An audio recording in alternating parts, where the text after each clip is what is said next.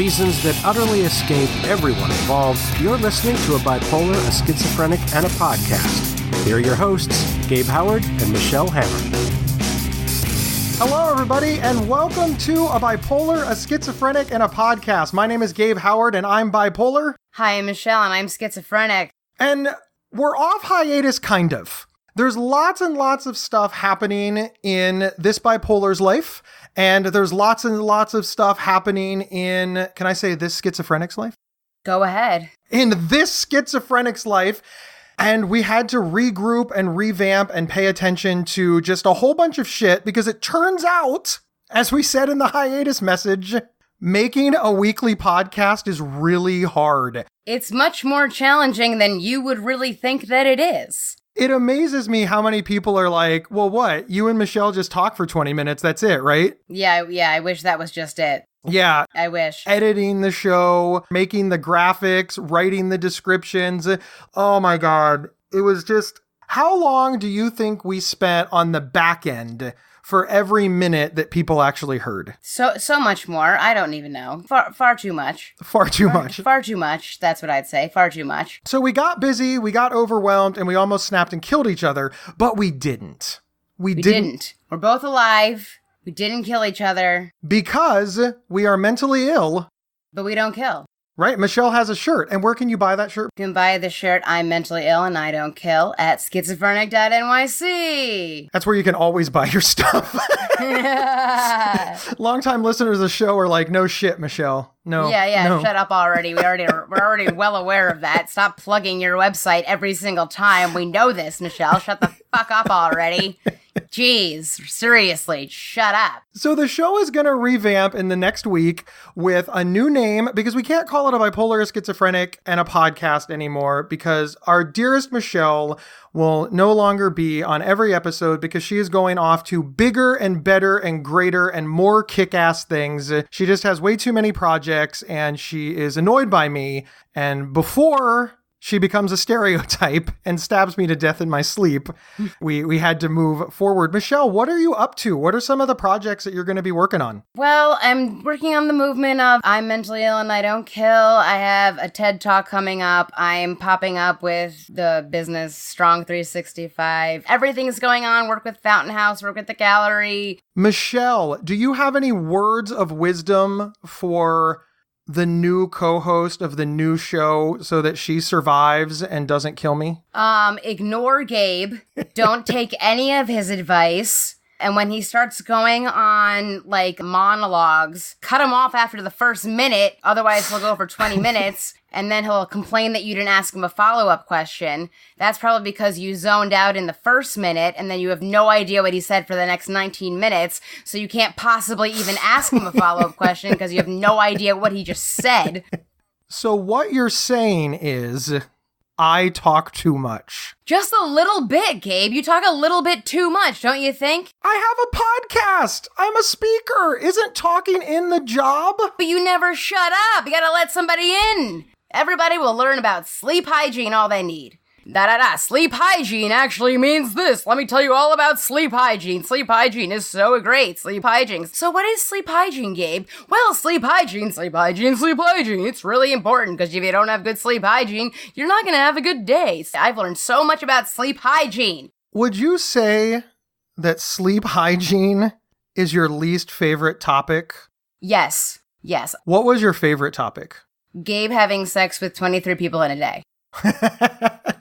So you think we should cover hypersexuality more? I mean, I don't know. I don't really want to hear about you having sex. That's kind of nasty. No, I just thought it was really fun. Oh, no, you know my favorite was losing your virginity 18 times. That was a good one.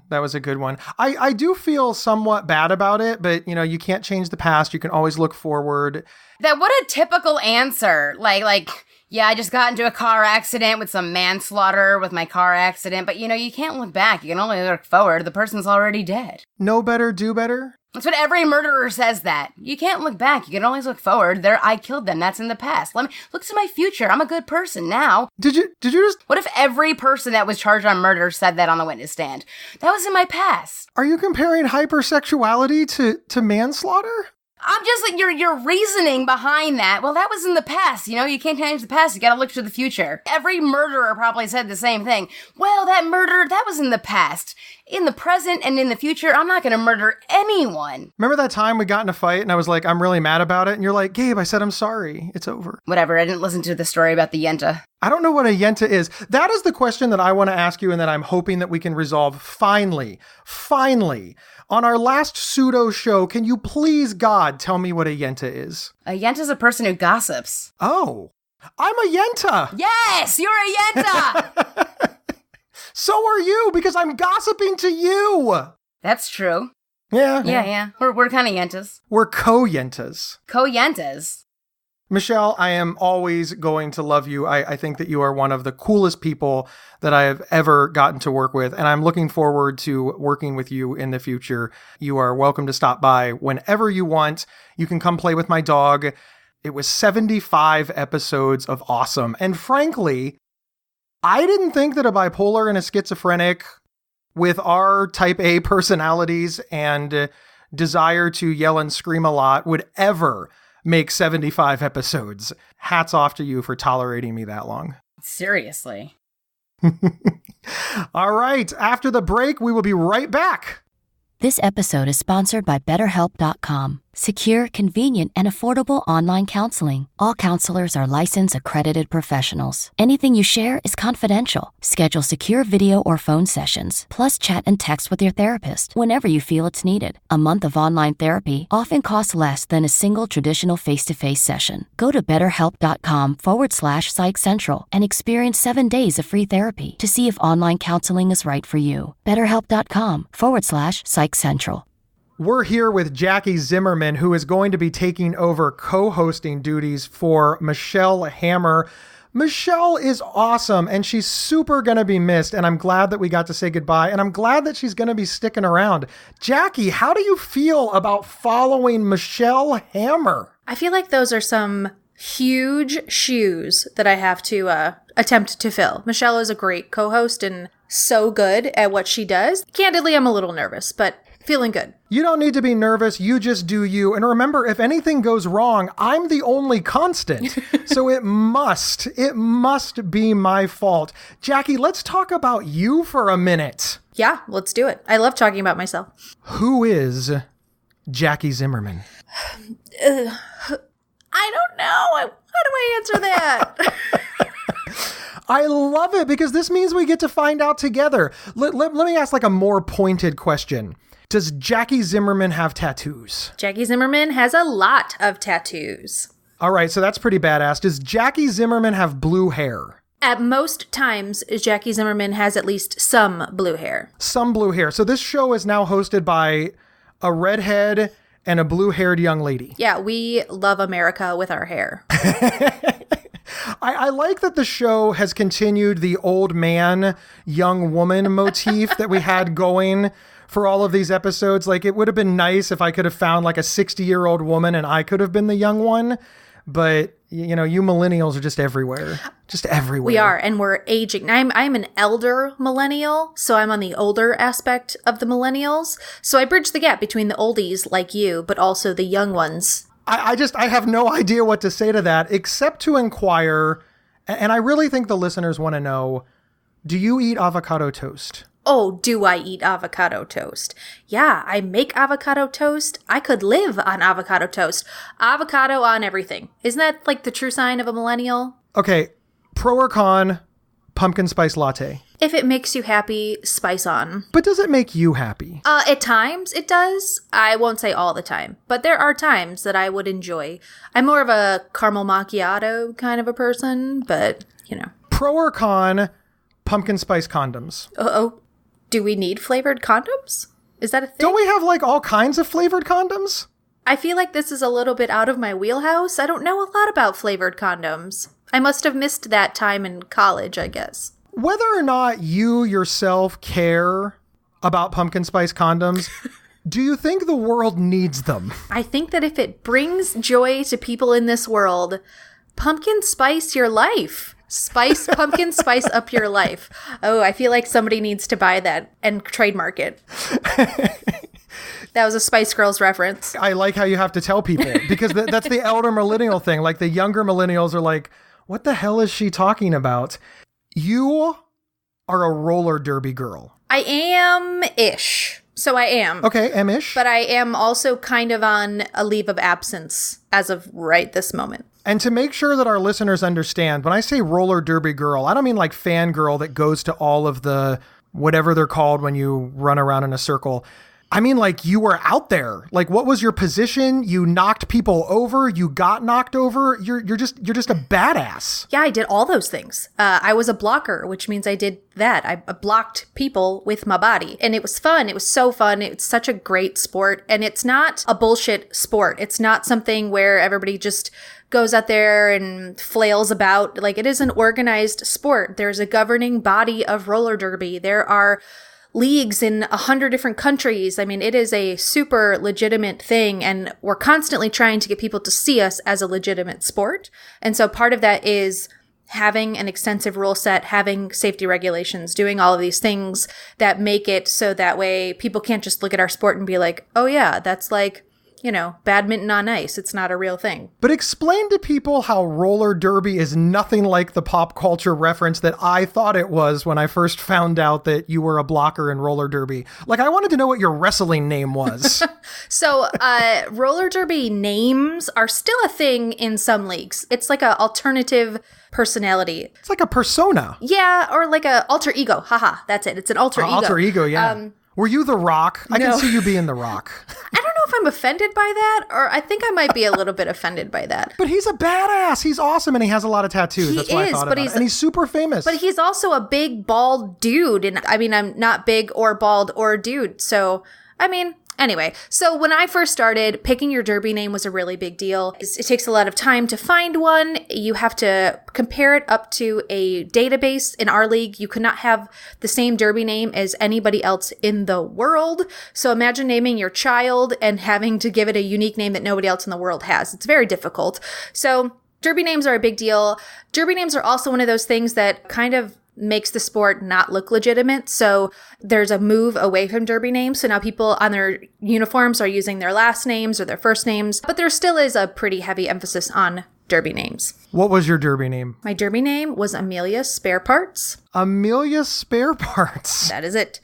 Which most of the time I just was Spare Parts or SP because that is a long, long name. I love it. What does it mean? Why did you pick that name? So that was like my 15th choice because, again, names.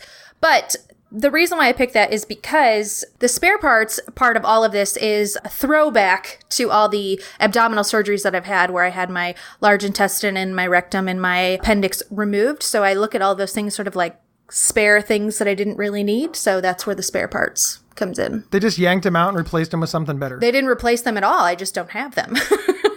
This is what's going to be really cool about the show. So as longtime listeners know, I live with bipolar disorder, anxiety disorder. That is who Gabe Howard is. That's who I was on A Bipolar, A Schizophrenic, and a podcast as the bipolar one.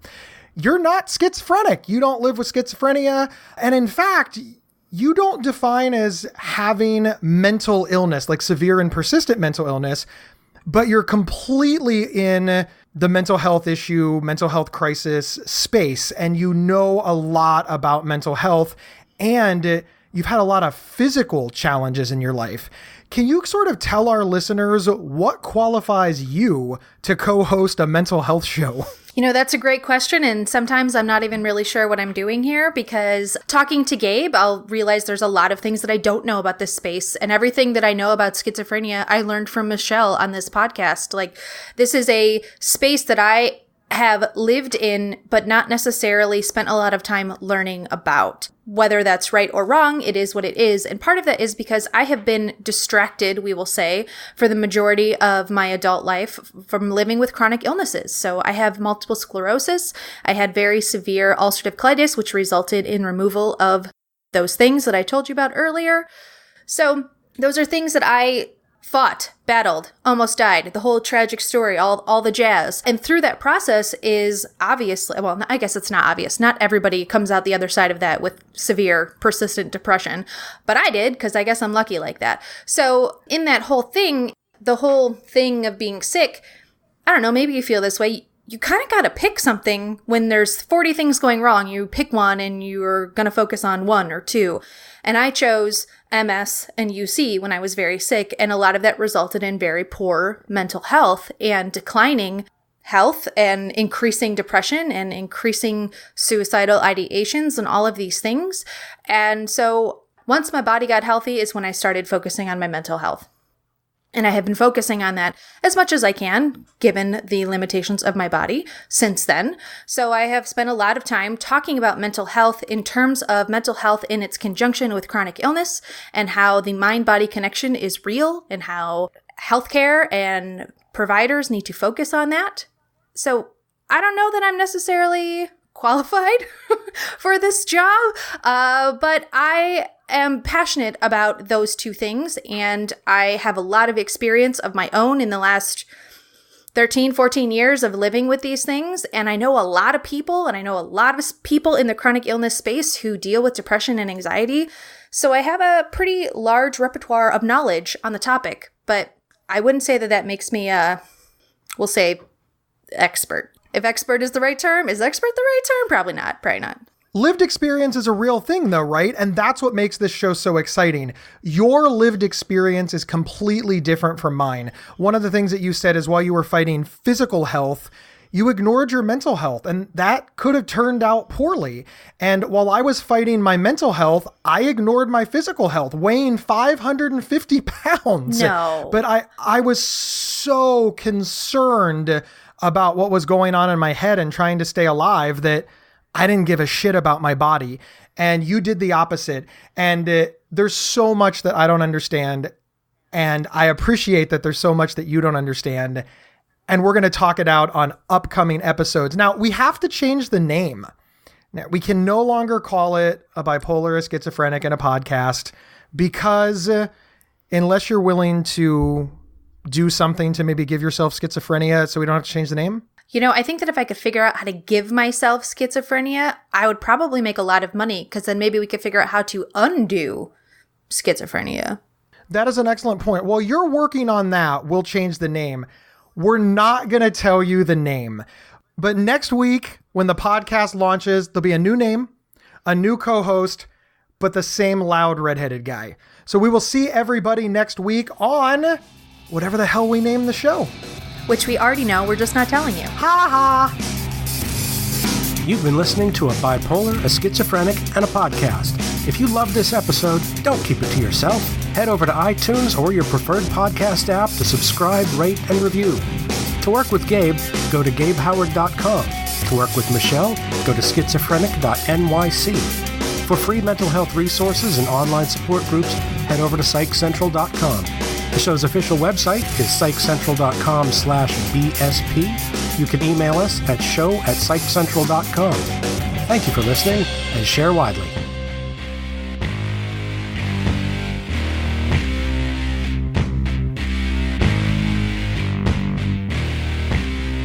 All right, on the count of 3, we can stop. Woo! 1, 2, 3.